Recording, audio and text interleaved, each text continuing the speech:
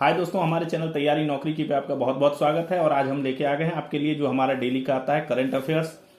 आज 31 दिसंबर 2025 है और आज इस साल का 2025 का ये अंतिम सेशन है करंट अफेयर्स का। उसके बाद हम नए साल में प्रवेश करेंगे और 2026 में फिर इसी तरह जो है कंटिन्यू हमारा सेशन जारी रहेगा करंट अफेयर्स का।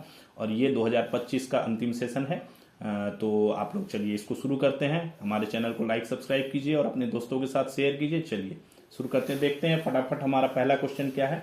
आईएएस अधिकारी अनु गर्ग किस राज्य की पहली महिला मुख्य सचिव नियुक्त हुई है? आईएएस अधिकारी अनु गर्ग ये हुई हैं उड़ीसा की हुई है ये पहली महिला मुख्य सचिव। 1 जनवरी 2026 से ये जो है पदभार अपना ग्रहण करेंगी।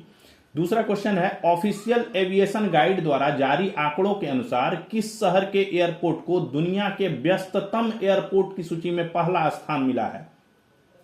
उत्तर है इसका दुबई इंटरनेशनल एयरपोर्ट को। ऑफिशियल एविएशन गाइड ने आंकड़े जारी किए हैं, उसके अनुसार दुबई इंटरनेशनल एयरपोर्ट को जो है व्यस्ततम एयरपोर्ट की सूची में पहला स्थान मिला है। भारत का जो आईजीआई है, इंदिरा गांधी इंटरनेशनल एयरपोर्ट नई दिल्ली है, उसको 7वां स्थान मिला है।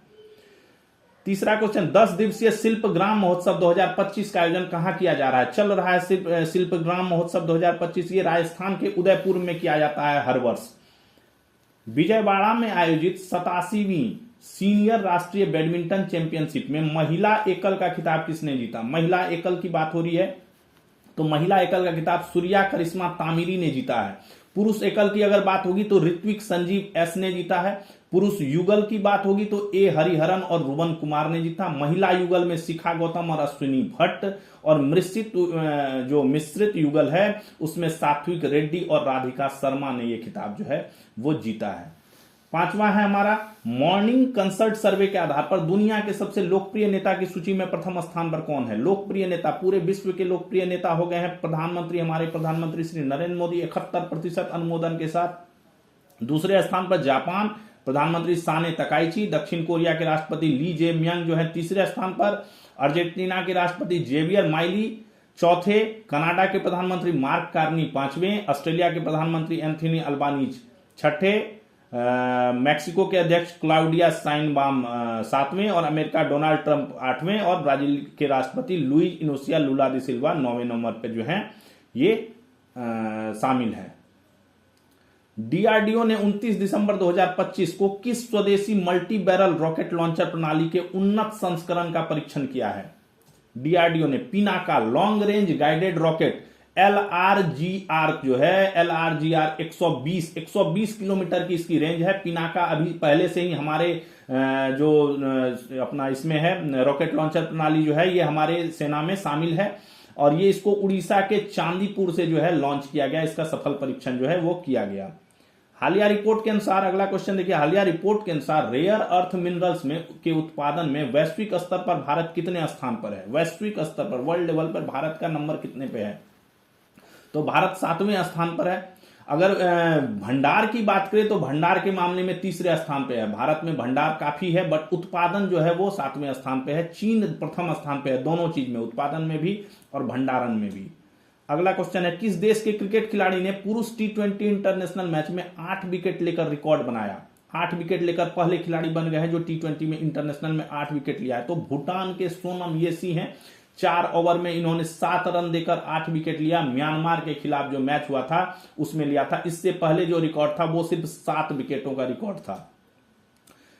अगला क्वेश्चन है, कौन सी महिला क्रिकेटर इंटरनेशनल स्तर पर 10,000 रन बनाने वाली दूसरी भारतीय महिला बन गई है? सेकेंड महिला बन गई है। उत्तर है स्मृति मंधाना। टेस्ट में इन्होंने 629 रन बनाए हैं, वनडे में 5,322, T20 में 4,102 और ये वैश्विक स्तर पर चौथी और पहली भारतीय हैं। कौन सी? मिताली राज। दूसरी भारतीय ये हो गई है स्मृति मंधाना, पहली भारतीय मिताली राज। वैश्विक स्तर पर बात करें तो ये चौथी हैं। अगला क्वेश्चन है, दोहा में आयोजित फीजे विश्व रैपिड शतरंज चैंपियनशिप 2025 में किस भारतीय महिला खिलाड़ी ने कांस्य पदक जीता है? प्रधानमंत्री जी ने भी इनको काफी बधाई दी है। किसने जीता है? तो कोनेरू हम्पी 2019 और 2024 की ये विश्व रैपिड चैंपियन रह चुकी हैं, 2 बार रह चुकी हैं। ये तीसरी बार इन्हें ये कांस्य पदक प्राप्त हुआ है कोनेरू हम्पी को। ठीक है, ओपन सेक्शन की बात करें तो अर्जुन एरिगेसी को कांस्य पदक मिला है और मैग्सन कार्लसन जो है ये भी 6 बार के जो है विजेता रहे हैं। ये सबसे ज्यादा विजेता मैग्नस जो कार्लसन जो है टॉप के, वो ही सबसे ज्यादा विजेता रहे हुए हैं।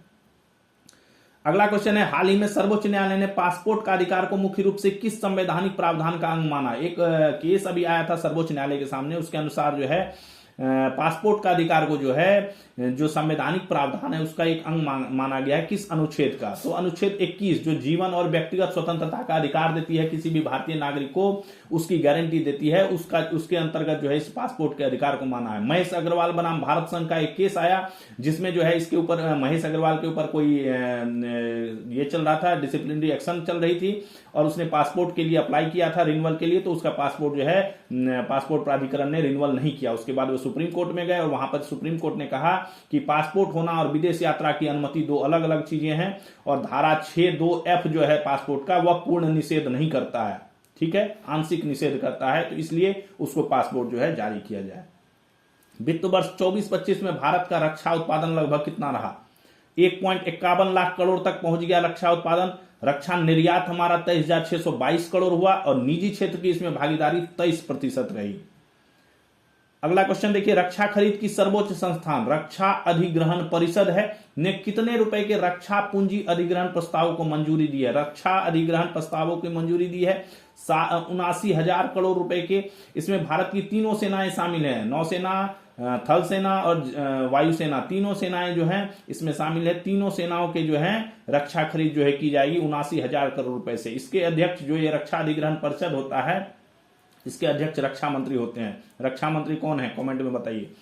आरबीआई ने हाल ही में ओएमओ के माध्यम से 28 दिसंबर को कितने रुपए का निवेश करके बैंकिंग प्रणाली में अस्थायी तरलता प्रदान करने का प्रयास किया है? पैसा जो लिक्विड पैसा जो है लाने के लिए बैंकिंग प्रणाली में जो है काफी पैसे की जो लिक्विड पैसे की कमी थी उसको पूरा करने के लिए कई माध्यम से आरबीआई जो है कोशिश कर रही है। उसके तहत ओएमओ जो ओपन मार्केट ऑपरेशन है उसके तहत जो है 50,000 करोड़ जो है उस तरलता जो है इसका लाया है। अभी तो इससे जो है ये पैसा लाने से तरलता घाटा 62,302 करोड़ हो गया और ऐसे 3 और ओएमओ जो है खरीद नीलामी होगी 5 जनवरी, 12 जनवरी, 22 जनवरी को, ठीक है।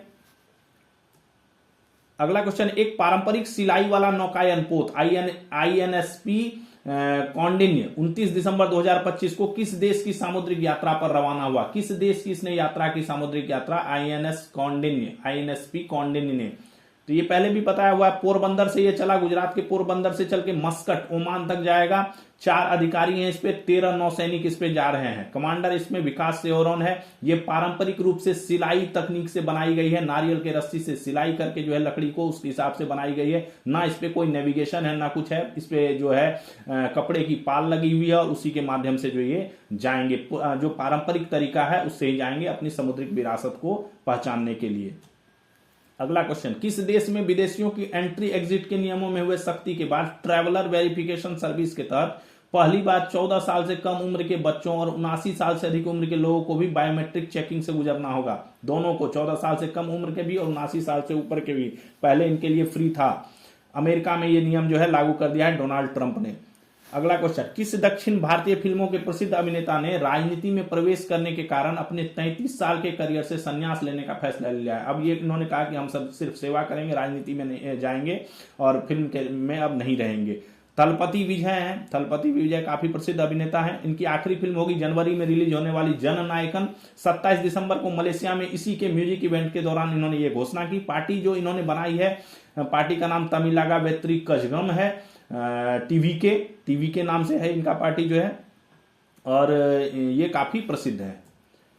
अगला क्वेश्चन, किस देश में दुनिया की सबसे लंबी एक्सप्रेसवे टनल को यातायात के लिए शुरू कर दिया गया है? किस देश में? चीन में 22.13 किलोमीटर लंबी तियानशान सेंगली टनल है, उसको जो है यातायात के लिए शुरू कर दिया गया है। अगला क्वेश्चन, भारत सरकार ने राष्ट्रीय जांच एजेंसी द्वारा संचालित आतंकवाद और संगठित अपराध से निपटने के लिए देश का पहला हथियार डेटाबेस लॉन्च किया है। उसका क्या नाम है? अमित शाह ने, गृहमंत्री अमित शाह जी ने लॉन्च किया उस दिन, है ना। तो इसका नाम है lost looted and recovered fire arm database. इससे क्या हुआ, जितनी भी सुरक्षा एजेंसियां हैं उनको जो है हथियार का डेटाबेस एक ही प्लेटफॉर्म पे सारा मिल जाएगा। Lost looted and recovered fire arm database. भारतीय रेल ने 2030 तक देश के कितने प्रमुख शहरों में ओरिजिनेटिंग ट्रेन क्षमता को दोगुनी करने की योजना घोषित की है ताकि बड़े और व्यस्त रेलवे स्टेशनों पर भीड़ कम की जा सके। ओरिजिनेटिंग ट्रेन हुआ मतलब उसी शहर से शुरू होने वाली ट्रेन। अब किसी को कहीं दूसरे शहर से जाके पकड़ना पड़ता है तो ऐसा ना हो, तो ऐसे कितने शहरों की घोषणा की है जो कि 2030 तक करने का घोषणा किया है। 48 शहरों में इस तरह की जो है योजना जो है चलाने की घोषणा की है भारतीय रेल ने। भारतीय रेल दुनिया का सबसे बड़ा नेटवर्क है। अमेरिका, चीन, रूस इससे आगे हैं, है ना। अमेरिका, चीन, रूस इससे आगे हैं। दुनिया का चौथा सबसे बड़ा नेटवर्क है ये। यात्री संख्या के मामले में ये चौथा सबसे बड़ा नेटवर्क है, दुनिया का चौथा, यहां पे चौथा जोड़ दीजिए, चौथा सबसे बड़ा नेटवर्क है, चौथा सबसे बड़ा नेटवर्क।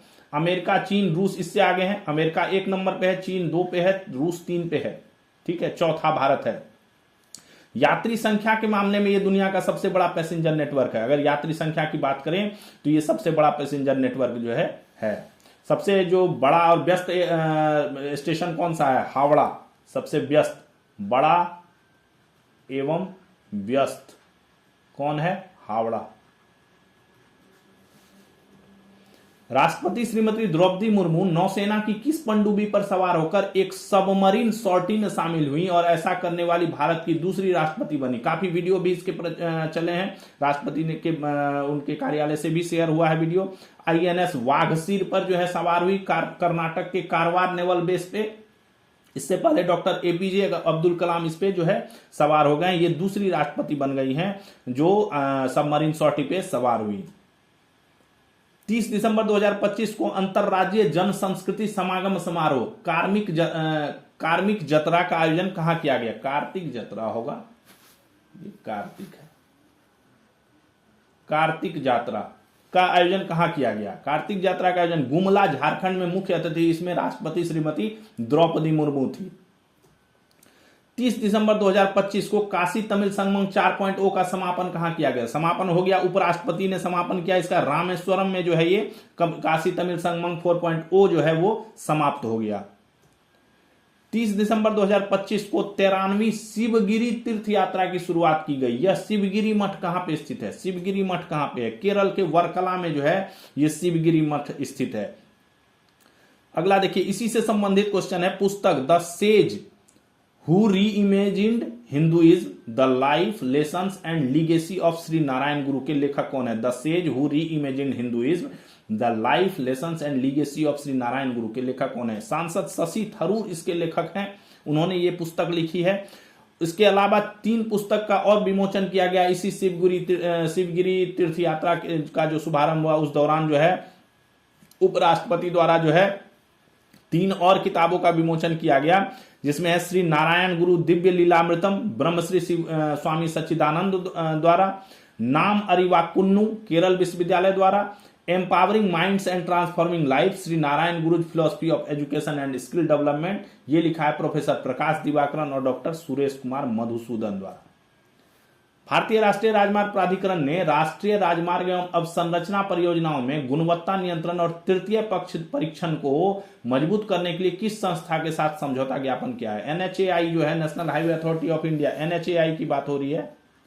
जो भारतीय राष्ट्रीय राजमार्ग प्राधिकरण है उसने जो है किसके साथ समझौता किया? गुणवत्ता नियंत्रण परियोजनाओं में जो गुणवत्ता नियंत्रण है उसको और मजबूत करने के लिए। तो इन्होंने किया राष्ट्रीय परीक्षणशाला के साथ जो है ये काम किया है, समझौता ज्ञापन किया है। राजमार्ग निर्माण एवं संबंधित कार्यों से जुड़े नमूनों की जांच करेगा और निरीक्षण के लिए पूरे देश के किसी भी NTH की प्रयोगशालाओं में जो है जो राजमार्ग निर्माण से संबंधित किसी नमूनों की अगर जांच करनी है तो और निरीक्षण के लिए भेज सकता है। अगला क्वेश्चन है, भारतीय नौसेना की कलवरी श्रेणी की पनडुब्बियों के लिए 48 भारी वजन वाले टॉर्पीडो और संबंधित उपकरणों की खरीद और एकीकरण के लिए लगभग 1896 करोड़ रुपए की लागत से किस देश की कंपनी के साथ अनुबंध पर हस्ताक्षर किया गया? एक देश की कंपनी के साथ अनुबंध किया गया है 1896 करोड़ रुपया का 48 टॉर्पीडो के खरीदने के लिए और उससे संबंधित उपकरण के लिए। इटली की कंपनी है WASS सबमरीन सिस्टम्स SRL, इसके साथ जो है समझौता हुआ है। डिलीवरी अप्रैल 2028 से शुरू होगी और 2030 की शुरुआत तक डिलीवरी पूरी हो जाएगी।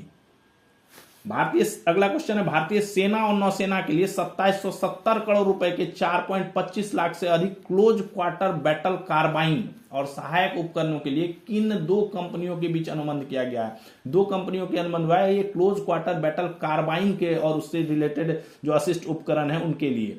भारत फोर्ज लिमिटेड और PLR सिस्टम प्राइवेट लिमिटेड, इन दोनों के बीच जो है ये अनुबंध किया गया है 4.25 लाख से अधिक जो है close quarter battle carbine purchase करने के लिए। ये बहुत उपयुक्त हथियार है इसके लिए, सेना और नौसेना के लिए। अगला क्वेश्चन देखिए, जल शक्ति मंत्रालय के पेयजल एवं स्वच्छता विभाग द्वारा जल जीवन मिशन पोर्टल पर हर घर जल, ठीक है, गांवों में पेयजल आपूर्ति की नियमितता, पर्याप्तता, गुणवत्ता और स्थिरता के आंकलन के लिए किस उपकरण को लॉन्च किया है? ठीक है, बहुत इंपॉर्टेंट क्वेश्चन है। जल शक्ति मंत्रालय ने जो है जल जीवन मिशन पर एक पोर्टल पर एक टूल्स लॉन्च किया है, जिसके अंतर्गत क्या है, जो हर घर जल गांव, जब ये मिशन चला था स्वच्छ पेयजल मिशन जो है, इसके अंतर्गत जो है हर घर जल जो गांव हो रखे हैं, जिन्होंने घोषणा कर रखी है कि हमारे यहाँ हर जो पंचायत हर घर जल हो रखे हैं, उसमें पेयजल आपूर्ति का नियमितता की जांच, पर्याप्तता अगर सफिशिएंट है कि नहीं, और उसकी क्वालिटी और स्थिरता का आंकलन के लिए जो है एक टूल्स लॉन्च किया है, उसका नाम है जल सेवा आंकलन। भारतीय रेलवे ने, अगला क्वेश्चन है, भारतीय रेलवे ने कवच के विस्तार की कड़ी में कवच 4.0 की शुरुआत किन दो शहरों के बीच की गई है? कवच 4.0 बाजवा जो बड़ोदरा में पड़ता है, बाजवा और अहमदाबाद सेक्शन के बीच किया गया है। 96 किलोमीटर का ये सेक्शन है और इसके दायरे में 17 स्टेशन आएंगे। इस मार्ग पर कवच प्रणाली से लैस पहली ट्रेन जो है वो गुजरी, संकल्प फास्ट पैसेंजर थी, वो गुजरी है। वैज्ञानिकों द्वारा विकसित दुर्लभ आणविक घटनाओं के सिमुलेशन को उल्लेखनीय रूप से तेज करने वाले नवीन कंप्यूटेशनल फ्रेमवर्क का नाम क्या है? वैज्ञानिकों ने एक विकसित किया है दुर्लभ आणविक घटनाओं का सिमुलेशन को और तेज करने के लिए जो है नवीन कंप्यूटेशनल फ्रेमवर्क जो है बनाया है, उसका नाम क्या रखा गया? उसका नाम रखा गया है पाथजेनी। ठीक है, पाथजेनी। तो ये था हमारा आज का करंट अफेयर का सेशन। फटाफट हमने देख लिया कि 31 क्वेश्चन हमने जो है देख लिए, जो आज के करंट अफेयर्स थे, जो बहुत इंपॉर्टेंट थे हमारे लिए एग्जाम्स के बेस से। कल फिर हम मिलेंगे इसी तरह नए सेशन के साथ। तब तक आप लोग इसका PDF जो है वो डिस्क्रिप्शन में डाला हुआ है, आप वहां से जाके लिंक पर डाउनलोड कर लीजिएगा और अपने दोस्तों को भी शेयर कीजिएगा और वीडियो को लाइक सब्सक्राइब कीजिए। और फिर हम मिलेंगे नए साल में नए सेशन के साथ, नए करंट अफेयर्स के साथ।